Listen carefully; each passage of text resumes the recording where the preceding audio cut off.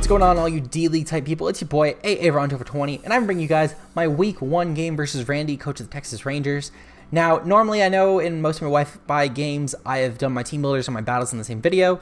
D-League, we have separate thumbnails. I know we did for MPL too, but originally I joined that as a sub and didn't expect I'd be recruited full time, so I figured I might as well just not record multiple vids and focus on binging out more content. But since obviously I'm starting with this league and I know I'm going to finish with it, I figured I might as well try it and see what you guys like. If you guys don't like it, of course, you can comment on either down below or in the team builders that you would prefer team builders together with the battles, and I will remember that for the future. However, I figured I might as well just do it together and do it separate for the first vid and see what happens. So, week 1, of course. Oh yeah, also link in the description below. Of course, you should check out all the other coaches. Forgot to mention that. Also my Discord, Twitter, etc. Front office links. You know the drill. You know what's linked down below. But however, we're here with our week 1 game versus Randy, coach of the Texas Rangers. His team this week is Mega Lop, Celesteela, Latios, UC, Barbarical, the Goat, and Mamoswine. I went on my team, of course, in the beginning. My lead ultimately here, I decide I'm going to lead off with my Bronzong, as no matter what he leads off with, I can get off of rocks, or I can get up rocks no matter what. If he leads off with Celesteela, of course I can't Toxic that, but anything else is fair game to Toxic. I can also get up a Trick Room potentially and just see what he's going to go for and play around that accordingly. He decides here to lead off with his Mega Lop, of course, which is perfectly fine. I figured I'm probably going to get Fake out of here, as it allows him to scout for potential Rocky Helmet, which would help him scouting my set later on. Also, if I don't get Leftovers Recovery, which of course my spread is Leftovers, but if I don't get Leftovers Recovery and he doesn't take Helmet damage, that could also indicate that I might have a Berry on this set. So the turn 1 Fake out was definitely a vital scouting turn just to see if I would stay in, of course. Also, it's another reason. So I do end up taking damage from Fake Out, of course, and he does switch out from here into Vision his UC, which is perfectly fine. There's no real downside to that as I click Trigger him here, so I'm going to outslow whatever he had went into. Luckily, he didn't have great ways actually to break this thing. His best mon was probably High Jump Kick from Mega Lop, or just knocking off with UC until I die. So I decided here I'm going to go for Toxic, as he's probably going to get up Stealth Rocks, or if not, he's going to knock off my Leftovers. Either way, I'm fine with going for the Toxic here, as it's just nice chip on the UC overall. He, of course, is going to get up Rocks here, which is perfectly fine. I figured that next turn I can always get up my Stealth Rocks while he is busy whittling himself down to Toxic damage. And overall, I could also scout from this turn on what item he has, as by going for Toxic and then Rocks, it's one more turn that Zong is in before I make the according switch that I would choose to. And he does go for a knockoff here, of course, knocking off my Leftovers, which is fine. I see here that he is not getting Leftovers back before his Poison, which does mean that he cannot have a Rocky Helmet, which is very nice to know. Well, it means he can't have Leftovers, which means he has a Berry or a Helmet, which is nice to know because this is probably his Kang check, which means that I can whittle it down with my special offense like Sylveon. So I switch into that, as Trick Room is also going to be really nice for that. He does U-turn, of course, and he does actually pivot into his Celesteela here, which is very, very scary for us. So sadly, he did make the right play, of course, getting some nice momentum there. He is going to still take Rocks damage, however, which is always nice, and I'm going to find out that he is actually Leftovers, so it means he's not a Berry. He's probably not some sort of Z-move offensive variant, which is very nice for us to note as well. So from here, I do decide that I have to switch out of Navi, of course, into Medusa, our Hydreigon. Figured I can potentially get off some nice momentum with U-turn, as I figured he was probably going to Leech Seed and then Hard Swap into something like, let's say, for example, he might switch into his UC and just try and take whatever hit he can in terms of maybe trying to make me go for Fire Blast, I guess, since of course he does have a Celesteela in here. And UC would probably sponge a Fire Blast, and he could just maybe try and scout what item I have. He'd also maybe go for Protect here, which of course he actually goes for the Protect, and then scout my move accordingly. Maybe find out if I'm Scarf or not based on if I click this move again. So he does go, I do go for the U-turn, as he does scout the Protect, of course, and is not going to be able to find out whatever he wants to do next turn, whether it's stay in and scout if I go for U-turn again, which of course I do, which Randy probably gives away that I'm a choice variant, as of course I didn't really have any other options. There's no real reason to hard swap besides maybe faking that I'm not a choice variant. However, had I hard swapped, it probably would have still given away choice, as I could have clicked Fire Blast or Dark Pulse even, knowing that he'd stay in. So I do switch to my Thundurus here. I figured it's my best mon to take a Heavy Slam besides Kang, but Kang is not Mega Evolved yet, so it's not going to take a Heavy Slam as well. And I figured I can get up a Bulk Up here, as I can see what he's going to go into, and no matter what, get off a nice hit versus it. He actually goes into his UC here, aka Vision, as Jesus is going to get off a Bulk Up, and then I figured I might as well just go for the Electrium Z hit here. I figured that I'm not really going to be able to switch in much more from this point, as if I go for another switch in, I'm essentially pretty much dead. So I'm not going to really get another chance to click my Z move necessarily, so I go for the Electrium Z hit here. The Z Wild Charge is also going to pretty much guarantee kill off this UC, which is very nice for us, as I can kill this thing off, see what he's going to bring in next, and maybe scout that thing's item if it's potentially a Scarf set or not. So I do get off the Gigavolt Havoc versus this UC, which is it's guaranteed going to kill. No matter what, there's no chance he could have lived from this range. He had a chance to live a Wild Charge. It was a fairly decent roll in his favor. So I figured the Z move was just a smarter play.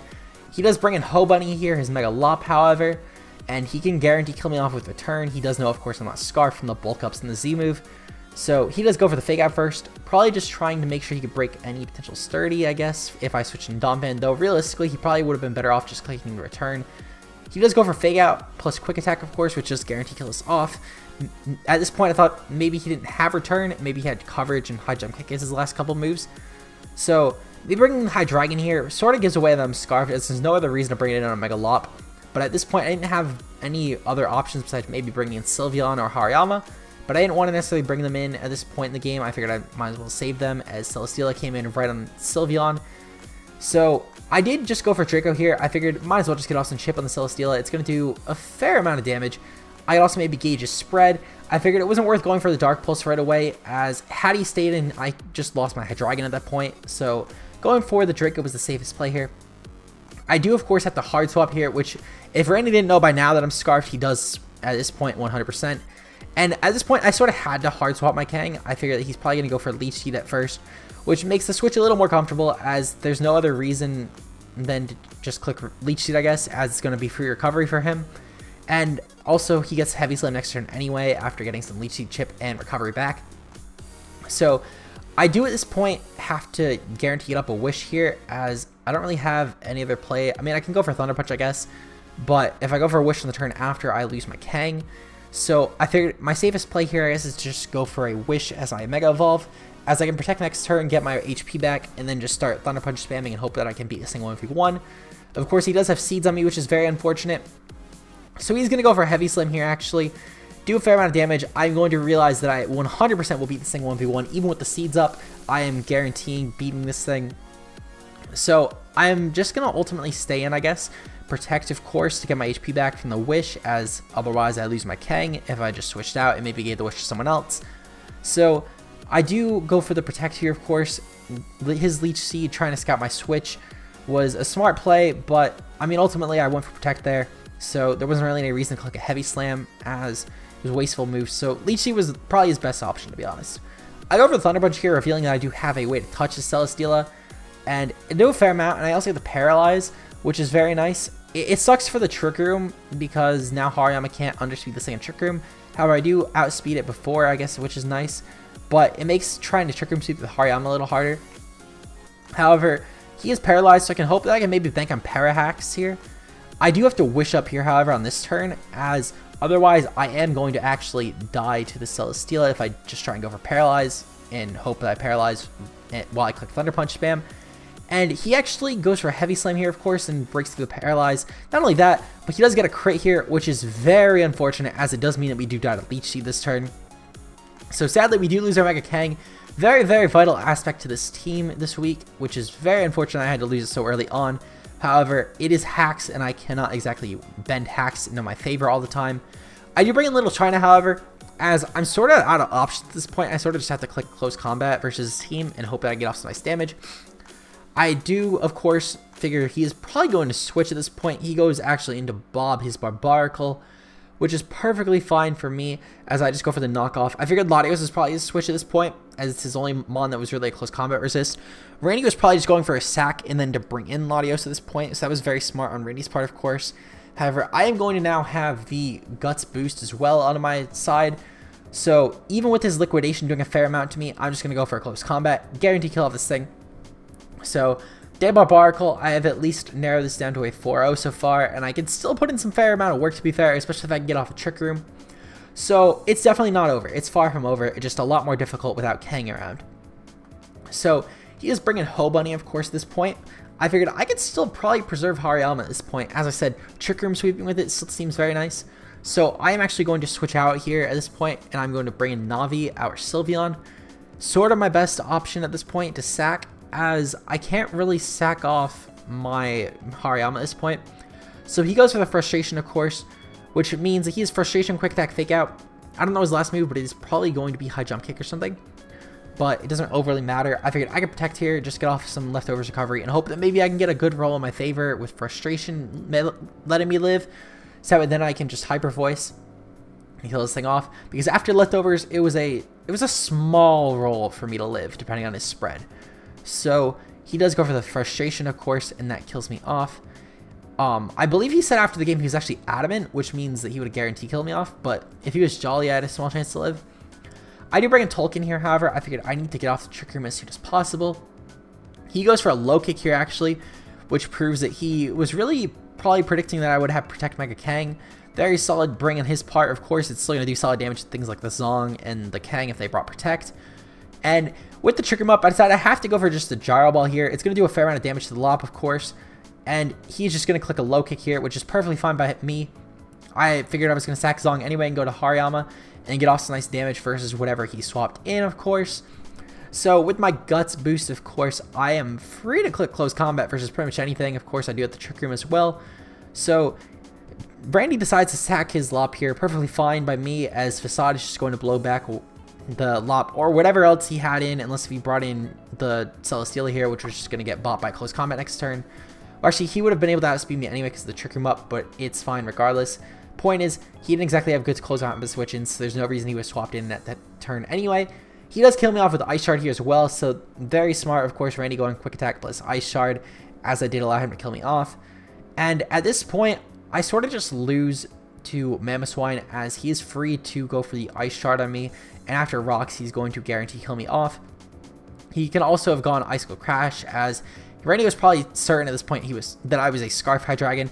However, Randy going for the Ice Shard just guarantees he doesn't miss, and even if he somehow did not kill me off, I could have very, very easily just lost to, let's say, a Latios at that point, or even a Celesteela.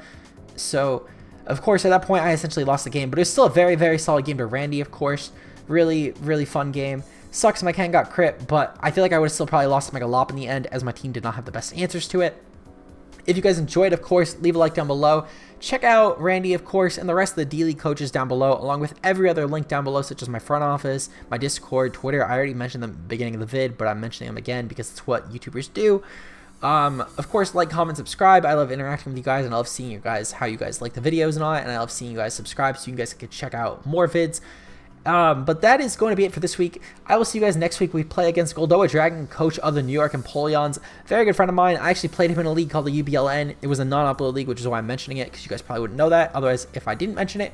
But he's a very, very solid battler. Cannot wait to play against him again, as it is a game that I've been looking forward to for so long, because I really need to beat him because of our extremely close game last time. But I will see you guys next week, where we will attempt to go 1-1, or maybe bomb and go 0-2. But until then, peace out.